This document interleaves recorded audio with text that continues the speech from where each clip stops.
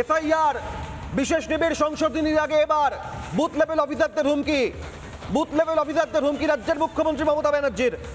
প্রশাসনিক সভা থেকে প্রচ্ছন্ন হুঁশিয়ারি দিচ্ছেন, আপনারা রাজ্য সরকারের চাকরি করেন, ভোটের আগেও আপনারা রাজ্যের অধীনে আছেন, ভোটের পরেও আপনারা রাজ্যের অধীনে থাকবেন, তালিকা থেকে ভোটারদের নাম যেন বাদ না যায় এটা দেখার দায়িত্ব বিএলওদের।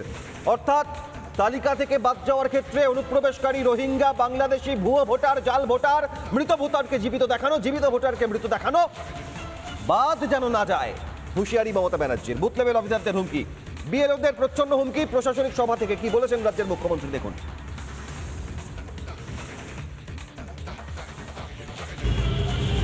এই যে পশ্চিমবাংলা থেকে প্রায় 1000 লোককে নিয়ে গেছে ট্রেনিং করবার জন্য দিল্লিতে, আমি জানতামই না।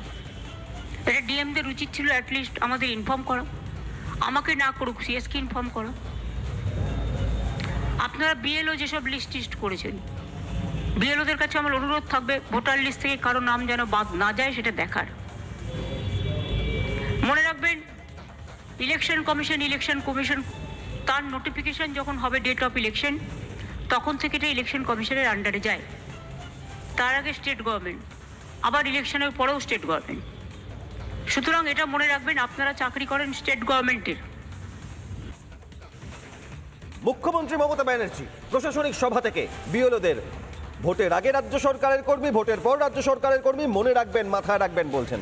আর এর প্রেক্ষিতে বুথ লেভেল অফিসার বিএলও তারা কি বলছেন দেখুন।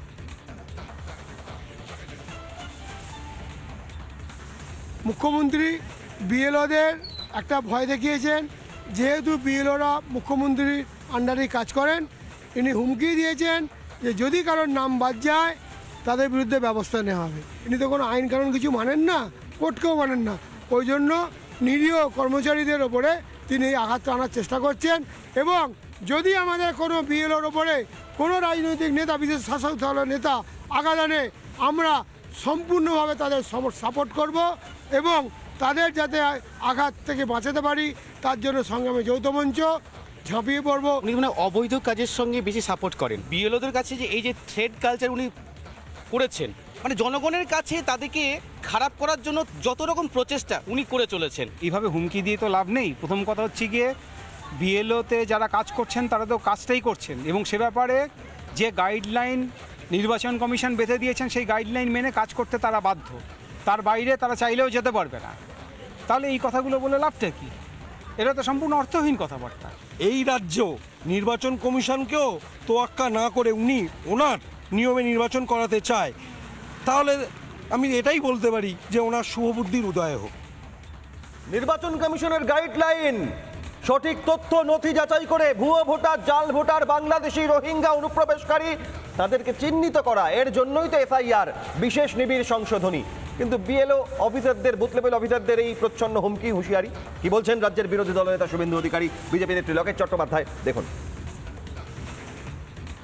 Chief election commissioner Ganesh Kumar ji को खत भी भेजा हूँ। इसमें इलेक्शन कमीशन को सोमोटो कॉग्निजेंस लेना चाहिए और इसको बहुत सीरियसली लेना चाहिए। ये सीधा इलेक्शन कमीशन का जो पावर कॉन्स्टिट्यूशन में दिया है, आर्टिकल 324 से 329 देख लीजिए, ये कॉन्स्टिट्यूशन का चैलेंज है। इसके ऊपर इलेक्शन कमीशन को कार्रवाई करना पड़ेगा। ইলেকশন কমিশনের এই নিয়ে মুখ্যমন্ত্রীর এই কথা নিয়ে স্টেপ নেওয়া উচিত।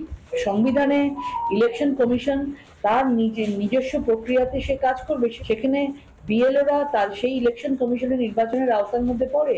সেখানে যদি মুখ্যমন্ত্রী তাদেরকে এখন থেকে হুমকি ধমকি দেয়, যাদের দিয়ে কাজ করাবে ইলেকশন কমিশন, তাদেরকেই যদি ধমকি দেয় তোমরা স্টেট গভর্নমেন্টের কাজ করো, আবার তোমরা ভোট পার হয়ে গেলে আবার তোমরা এখানেই থাকবে, এইভাবে যদি তারা মুখ্যমন্ত্রী ধমকি দেয়, তার মানে বোঝা যাচ্ছে যে তারা কি করে কাজ করবে, কারণ তাদেরও পরিবার রয়েছে।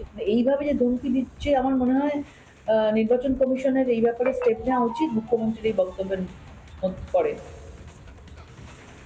এর আগে আইপিএস, আইএএস, পুলিশ, প্রশাসন, আধিকারিক, আমলা, বিধানসভা ভোট 2021 একইভাবে হুমকি যে ভোটের আগে রাজ্য সরকারের হয়ে কাজ করতে হবে, ভোটের পরে রাজ্য সরকারের কর্মী হয়ে কাজ করতে হবে, মাথায় রাখবেন। এবার বিএলওদের সমীক্ষার কাজ শুরুর আগে বিএলওদের এই প্রচ্ছন্ন হুমকি প্রসঙ্গে রাজ্য সরকারি কর্মচারী সংগ্রামী যৌথ মঞ্চের আহ্বায়ক ভাস্কর ঘোষ কি বলছেন দেখুন।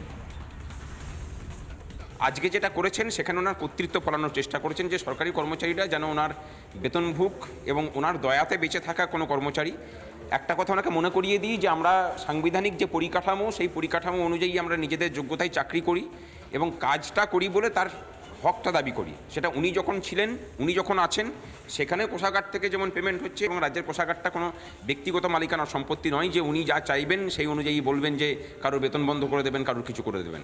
একজন সরকারি কর্মচারীরও চাকরি খাওয়ার কেন কোনো কিচ্ছু করার ক্ষমতা আপনার নেই, কারণ যে অবস্থায় আপনি চলে গেছেন এবং যে ভাষাতে কথা বলছেন, একটা জিনিস আমরা বেশ বুঝতে পারছি যে আপনি নিজেই ইনসিকিউরিটিতে ভুগছেন। আর যেখানে যেখানে বিএলওদেরকে ধমকে চমকে অন্য ধরনের কাজ করানোর চেষ্টা হবে, আমরা রুখে দাঁড়াবো। নানা ধরনের কন্টেন্ট দেখার জন্য লাইক করুন, শেয়ার করুন আমাদের ফেসবুক পেজ, সাবস্ক্রাইব করুন আমাদের ইউটিউব চ্যানেল। পাশাপাশি অন্যান্য ব্রেকিং নিউজের জন্য অবশ্যই চোখ রাখুন রিপাবলিক বাংলায়।